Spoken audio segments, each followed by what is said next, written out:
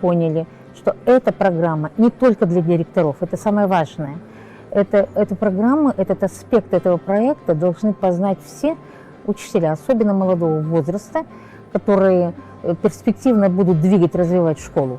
И это будет, в общем-то, работать все только на успешность работы любой школы. Главное захотеть создать команду и идти с этим проектом. Таныстырылым барысында мектеп директорлары, мектеп әкімшілігі виртуалды мектепті құру моделімен жұмыс жасадық.